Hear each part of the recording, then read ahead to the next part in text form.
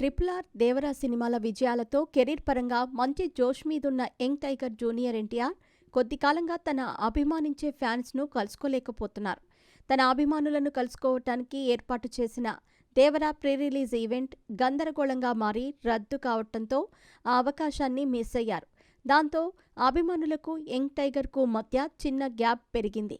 అయితే ఎన్టీఆర్ను కలుసుకోవటానికి అభిమానులు ప్రయత్నాలు చేయటాన్ని గమనించిన ఆయన ఈ సంచలన నిర్ణయం తీసుకున్నారు.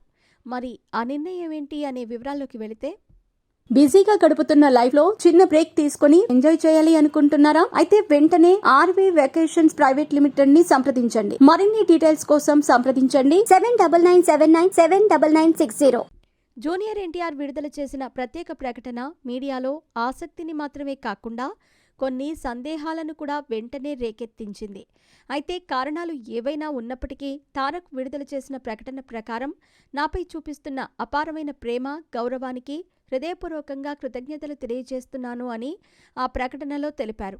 నన్ను కలుసుకోవటానికి అభిమానులు ఎదురు చూస్తున్నారనే విషయం నా దృష్టికి వచ్చింది. వారి ఆసక్తిని అర్థం చేసుకున్నాను. అందుకే త్వరలోనే సజావుగా ఓ మీటింగ్ ఏర్పాటు చేసి వ్యక్తిగతంగా కలవాలని నిర్ణయించుకున్నాను. ఆ సమావేశం కోసం పోలీస్ డిపార్ట్మెంట్ అనుమతులు, ఇతర అధికారులతో సమన్వయం చేస్తున్నామని తన ప్రకటనలో వెల్లడించారు. అభిమానులతో జరిగే భేటీ వల్ల ఎలాంటి శాంతి భద్రతల సమస్యలు తలెత్తకుండా జాగ్రత్తలు తీసుకుంటున్నాం.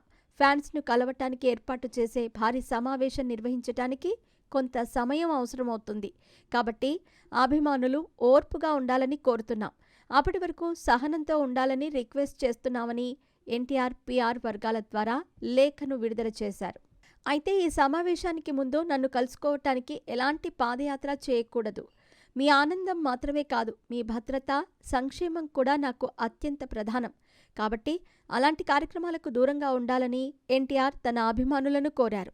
ఇదిలా ఉండగా అభిమానులతో భేటీకి సంబంధించిన ప్రకటన మీడియాలోనూ, రాజకీయ వర్గాల్లోనూ భారీ చర్చకు తెరలేపింది.